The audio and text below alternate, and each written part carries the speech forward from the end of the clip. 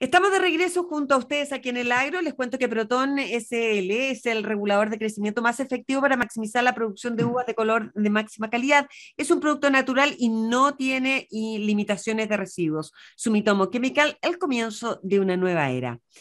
Bueno, vamos a comenzar un año 2022 que tiene expectativas bastante contradictorias en cuanto a la sensación de la población, como de lo que proyecta el organismo económico del país, como es el Banco Central. A esto se suma que seguimos con un clima donde la incertidumbre sigue siendo importante. Hoy queremos conocer qué podemos esperar en materia económica para este país en este 2022 y cuáles son los desafíos que se abren para el nuevo gobierno del presidente electo Gabriel Boric. ¿Cómo lo vamos a hacer? Conversando con nuestro experto, analista financiero, socio director de Activa Pyme, José Luis Jara, a quien saludo con un tremendo abrazo. José Luis, ¿cómo estás? Muy buenos días. Muy buenos días, Verónica. Muy buenos días a todos los auditores. Y aunque ya han pasado varios días desde el inicio del año, un abrazo y buenos deseos para todos los que nos escuchan en este 2022. Bueno, conversamos la última vez antes de que fuera electo el nuevo presidente, ¿no? ¿No es verdad? ¿Qué te parece en términos de expectativas económicas en la elección de Gabriel Boric? Mira, a ver, yo distinguiría lo que es la elección del candidato hoy día presidente electo Gabriel Boric respecto de las expectativas que existen sobre la economía nacional. Respecto a las expectativas del candidato electo Gabriel Boric, hay un alto nivel de expectativas altas, por lo demás la ciudadanía le ha otorgado, ¿no es cierto?, amplias expectativas de que su llegada sería bueno para el país y eso ha generado muchas expectativas positivas, así lo dicen las encuestas. Pero adicionalmente con ello también desde el punto de vista del sector privado, las empresas, los analistas económicos, existe mucha expectación y también alto nivel de incertidumbre respecto de la conformación de su gabinete. Claro. ¿Y por qué razón, Verónica, se produce esta incertidumbre? Porque esta coalición que va a gobernar no tiene experiencia previa en el mundo del Poder Ejecutivo. Por lo tanto, no sabemos cómo es la musculatura de lo que van a ser sus cuadros político-técnicos que se van a instalar en el Poder Ejecutivo. Y eso genera un nivel de incertidumbre. Y en el mundo más económico, obviamente la figura del ministro de Hacienda, la figura del ministro de Economía, también desde el punto de vista político la figura del jefe de gabinete o ministro de Hacienda, pasan a ser elementos muy claves desde el punto de vista de dar cierta sensación de tranquilidad por un lado desde el punto de vista de quién va a llevar la billetera fiscal y marcará la pauta de las principales políticas económicas y respecto de cuál va a ser la conducción política. Y en ese sentido, hoy día solo podemos, hasta que no tengamos nombrados los futuros ministros, simplemente incertidumbre y expectativa, que es lo que probablemente poco le gusta a los agentes Claro, económicos. esperar nomás. Ahora, ¿cómo podemos Esperando. interpretar el alza en el tipo de cambio que fue uno de los primeros signos que se vio inmediatamente cuando fue electo presidente Gabriel Boric después de la segunda vuelta? Bueno, a ver, nuestro dólar ha estado principalmente reflejando una alta volatilidad por múltiples factores, tanto locales como internacionales. En el caso después del resultado electoral, que ya veníamos con mucha incertidumbre, el mercado tenía medianamente asumido el triunfo de Gabriel Boric en la elección. Pero lo que no tenía asumido era la amplia ventaja que este logró obtener en la segunda vuelta, más de 10 puntos porcentuales, en circunstancias que en una primera vuelta había sido muy estrecho. Y eso de alguna manera generó una suerte de reacción o sobrereacción del mercado en términos de que pudiese interpretarse este gran, contundente resultado electoral como, quien dice, envalentonar al nuevo gobierno para ingresar con políticas más agresivas o más transformadoras como ha sido su programa de gobierno. Cosa que el candidato electo ha ido moderando, hemos venido escuchando desde que asumió, ¿no es cierto?, ha dado gestos y señales, como se suele decir, muy republicanas, desde el punto de vista de reunirse con el presidente Piñera, con reunirse, ¿no es cierto?, con otros actores y dar señales de que la transformación será paulatina, será, ¿no es cierto?, gradual. Ha hablado de la responsabilidad fiscal, que también es un tema sobre el cual existe altísima incertidumbre y que obviamente requiere que esta responsabilidad fiscal se haga efectiva en la ejecución presupuestaria del 2022, que es un presupuesto que le llega impuesto porque ha sido, ¿no es cierto?, elaborado y aprobado por esta administración. ¿Cuáles son los principales desafíos que tú veas y más importantes con los cuales se va a enfrentar el presidente electo para empezar su mandato este 2022? Mira, en el corto plazo yo creo que sigue siendo el tema de la pandemia un elemento relevante. Hemos visto en estas semanas, tanto en Chile, un incremento importante del número de contagiados por la variante Omicron, pero hemos visto en el mundo, en China, en Estados Unidos y en Europa, ¿no es cierto?, fuertes restricciones a los desplazamientos, a algunas actividades sociales, y eso da cuenta que de alguna manera hay preocupación porque esto pueda tener consecuencias, ¿no es cierto?, más graves desde el punto de vista de las restricciones y los impactos que pueda tener no solamente en la salud de la población, sino en el desempeño de la economía. Por lo tanto, ahí primero hay un elemento de riesgo.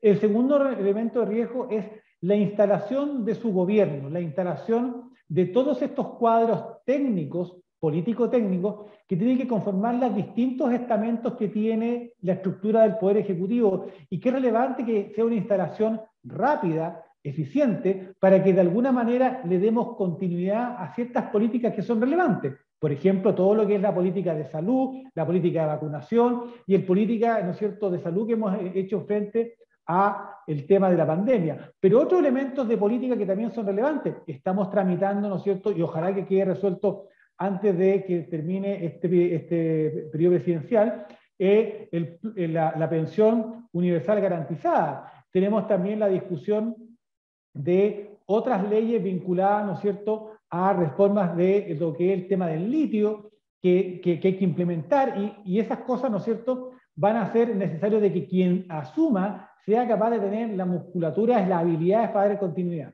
Otro elemento importante que tiene que tener en consideración ya son temas más de orden económico. Hemos tenido un importantísimo e inesperado crecimiento de 12% para este año, de acuerdo a las cifras que maneja tanto el Banco Central como los principales analistas de mercado, que es una cifra de crecimiento, Verónica, absolutamente fuera de rango, siendo una política, siendo un crecimiento importante que nos ha permitido recuperarnos de todo lo que significó la caída del Producto Interno Bruto de un 5,8% en el 2020. Este 2021 corrigió y recuperamos lo que perdimos y crecimos más, pero ha sido un crecimiento inorgánico presionado por el consumo y que está muy por sobre lo que son el crecimiento tendencial o el crecimiento potencial de esta economía. Por lo tanto, no es un crecimiento sostenible, sino es un crecimiento que está muy empujado por el consumo, y sabemos que ese consumo fue muy empujado por el retiro de los fondos previsionales y por las ayudas del Estado a las familias a través del IFE, y también por el mayor impulso fiscal, y esa es la razón por la cual en el 2021 tuvimos un importante déficit público, que se le inyectó más plata a la economía. Todos esos elementos no van a estar visibles en el 2022 que ya comenzamos. El presupuesto de la Nación es un presupuesto que se reduce significativamente respecto a lo que fue el gasto real incurrido en 2021, y las proyecciones de crecimiento también van a ser menores, porque aun cuando el primer trimestre o incluso el primer semestre pudiésemos mantener un cierto nivel de inercia, producto que todavía no se consumen todos los ahorros de los retiros de fondos, que muchas familias con los retiros con los aportes que ha hecho el Estado con el IFE ha acumulado, ¿no es cierto?, ingresos extras, y partes también han sido destinados al ahorro. Vamos a tener, como quien dice, una inercia para enero, febrero y marzo de disponer de cierta mayor nivel de liquidez. Las actividades de servicios vinculadas al turismo, que en temporadas pasadas estuvieron muy golpeadas, este verano debieran tener mayor, ¿no es cierto?, presencia y mejores resultados. Todo eso nos va a dar un empujoncito para esta primera parte del año. Pero ¿qué pasa si ese déficit fiscal sigue creciendo, José Luis, ya sea por un agravamiento, no sé, de la pandemia o por reformas que quiere imponer el próximo gobierno?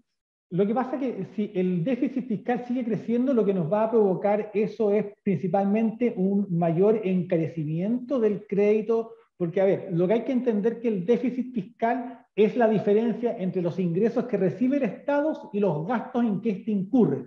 No guarda directa relación con el crecimiento de la economía, ¿ok? Primera cosa. Y segunda cosa, que este mayor gasto público deficitario va a tener que ser financiado con deuda, porque el Estado se ha ido consumiendo los ahorros que tenía, ¿no es cierto?, del Fondo de Estabilización Económico-Social, que prácticamente se consumió en su totalidad ya el año pasado, y probablemente va a recurrir que el Estado o tenga que acelerar esta reforma tributaria que está planteando el nuevo gobierno o incurrir en mayores niveles de deuda. Y desde ese punto de vista, un mayor nivel de deuda para el país es malo por cuanto nos va a encarecer el costo del crédito, porque mientras más debemos nos convertimos en un país más riesgoso y por tanto prestarnos más plata significa prestarnos plata más cara. ¿La inversión, fomentar la inversión, podría contribuir a reducir ese déficit?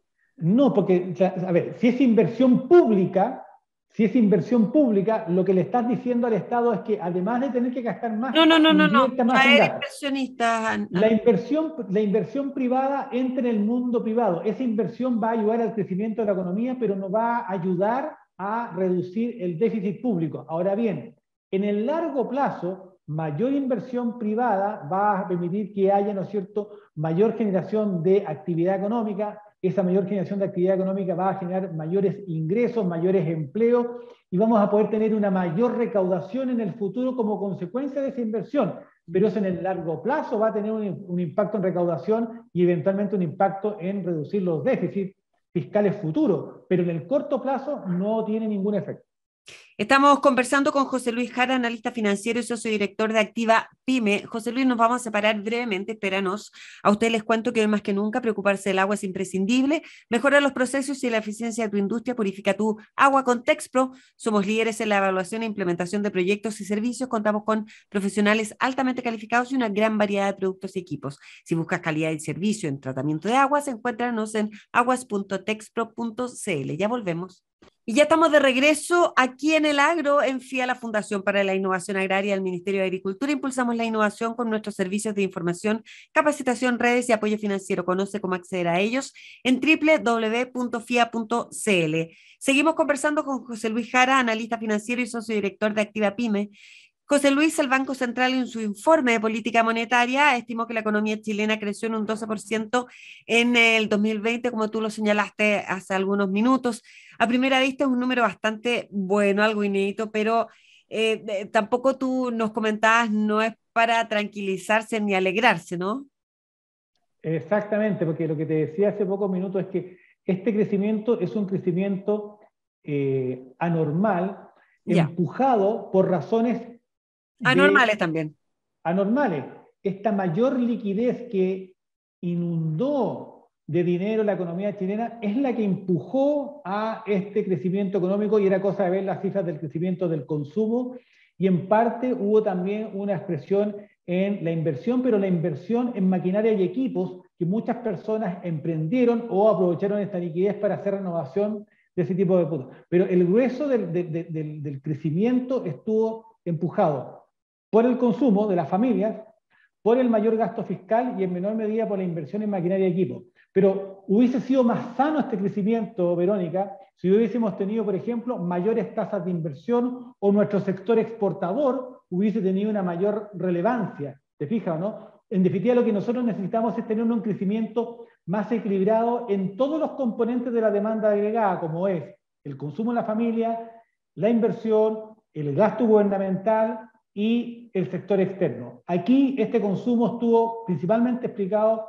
por una única variable, principalmente por una, y esa es la mala noticia, que ya el próximo año ese único elemento y los componentes que impulsaron no los vamos a tener, y esa es la razón por la cual se explica esta fuerte caída en el crecimiento económico que vamos a exhibir en 2022 y proyectada para el 2023. A propósito, ¿cuáles son las expectativas económicas para este año y el próximo? Mira, por un lado están las expectativas del Banco Central, que en su último IPON hablaba para el 2022 de un 1,5 a un 2,5% de crecimiento del Producto Interno Bruto, y para el 2023 entre 0 y 1%. En definitiva, el 2022 yo creo que vamos a mantener una primera parte de un crecimiento, como te decía hace poco rato, porque mantenemos una cierta inercia que todavía nos va a permitir crecer. Probablemente el segundo semestre, como vamos a enfrentarnos a altas tasas de crecimiento, porque vamos a comparar el crecimiento del tercero y cuarto trimestre del 2022 con el tercero y cuarto trimestre del 2021, que tuvo tasas de 2 dígitos prácticamente durante todo el periodo, nuestra base de comparación va a ser muy alta y eso va a significar que nuestro crecimiento se vea muy mermado, a lo cual va a ir acompañado también de menores tasas de crecimiento en consumo, menores tasas de crecimiento en la inversión y un gasto gubernamental que se reduce significativamente respecto a lo que fue el gasto real ejercido en 2021. Todos esos componentes, más lo que está pasando, Verónica, con el componente externo.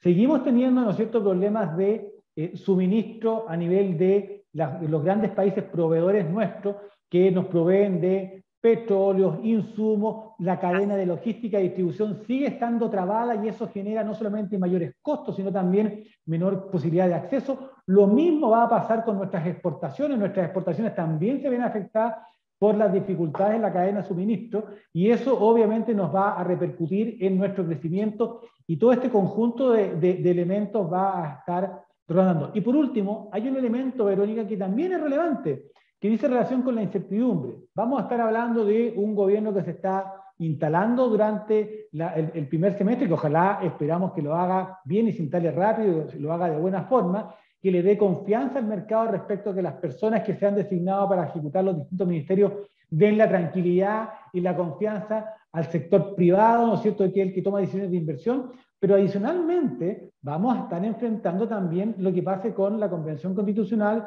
la redacción de la nueva Constitución y la elección y el plebiscito de salida, que es un elemento de incertidumbre que, como lo hemos conversado en varias oportunidades en la economía, la incertidumbre inmoviliza a los agentes económicos. La incertidumbre no le gusta a los agentes económicos. Y estos elementos, ¿no es cierto?, de incertidumbre, más lo que pueda pasar todavía con la variante COVID, son elementos que de alguna manera afectan negativamente el buen desempeño de la economía.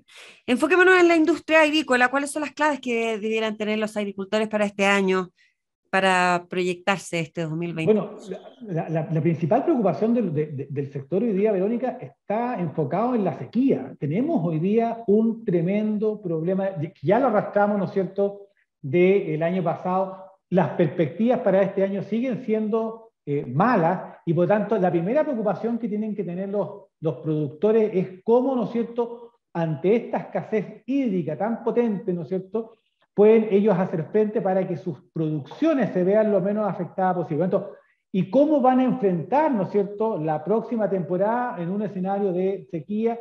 Y aquí volvemos a la responsabilidad que tiene, ¿no es cierto?, el gobierno entrante en poder continuar y reaccionar rápidamente para ayudar al sector a enfrentar esta sequía. Por lo tanto, ahí hay un tema, ¿no es cierto?, que incumbe a los agricultores, pero también incumbe al sector público para ayudar a este sector. Lo segundo dice relación con el tema de cómo enfrentar adecuadamente, sobre todo el sector exportador, las dificultades que está teniendo la logística y la colocación de los productos en los puertos de destino.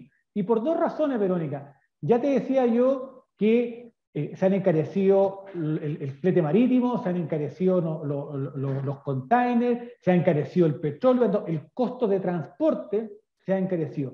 Pero adicionalmente, si es que seguimos teniendo dificultades en China, en los puertos de destino a consecuencia de la nueva variante del COVID, o en Estados Unidos, o eventualmente en Europa, eso puede, ¿no es cierto?, generar dificultades para colocar nuestros productos allá porque vamos a tener dificultades por las restricciones que eso genera en los puertos de destino.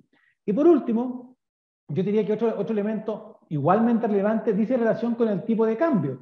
El tipo de cambio que está, ¿no es cierto?, en cifras espeluznantemente altas, hacerle ver a los auditores, Verónica, que tenemos hoy día un tipo de cambio en torno a 850 pesos, pero con un valor del cobre de $4 la libra, lo cual da cuenta de que tenemos, ¿no es cierto?, un componente de nuestro tipo de cambio altamente influenciado por estos factores de incertidumbre. Algunos analistas de mercado llegan a decir que más de 100 pesos del actual valor del tipo de cambio le explican absolutamente estos niveles de incertidumbre. Por lo tanto, esta alta volatilidad que puede tener nuestro tipo de cambio es un elemento para que nuestros agricultores, sobre todo los exportadores, tomen ciertos resguardos en términos de poder cautelarse sobre esta volatilidad.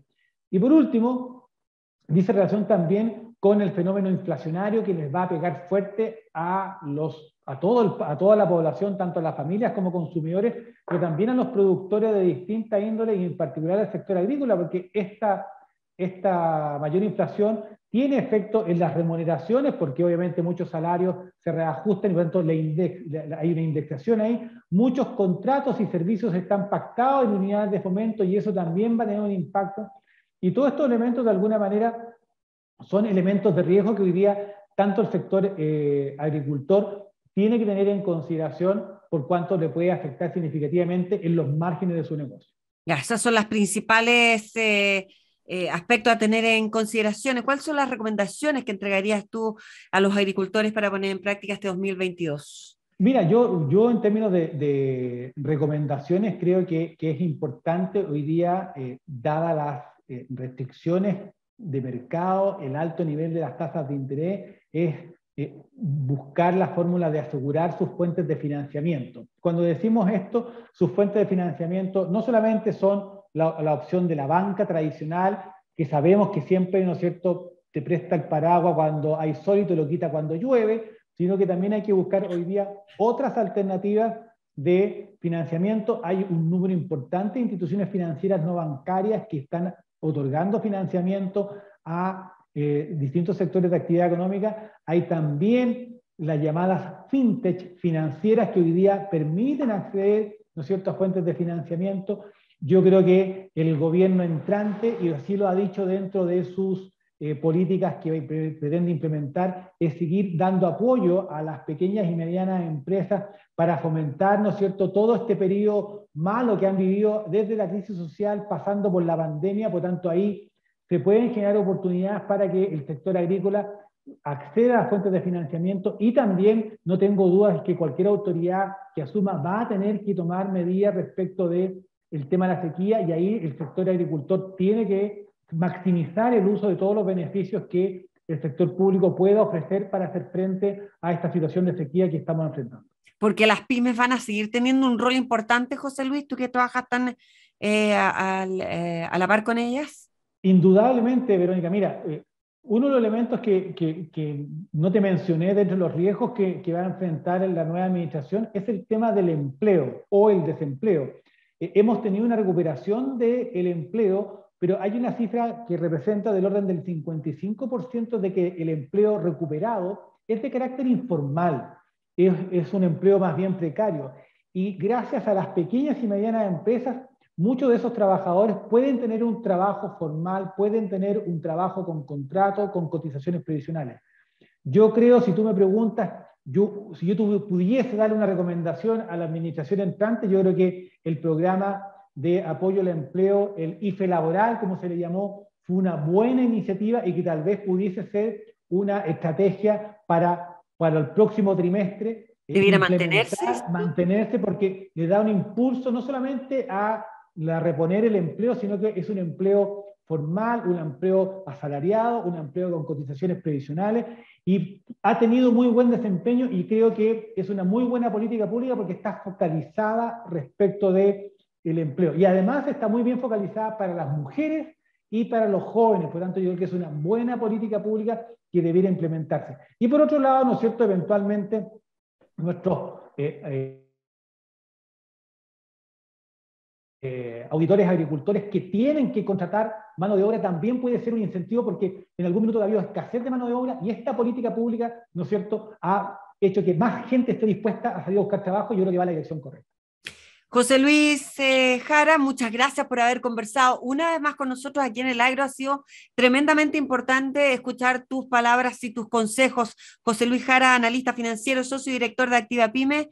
Que tengas un muy buen 2022. Ojalá sea muy igual para ti, Verónica, y nos estaremos viendo en un futuro próximo. Un abrazo. Así lo espero, gracias. Nosotros nos vamos a una pausa nuevamente con ustedes y ya volvemos con el último bloque del Agro.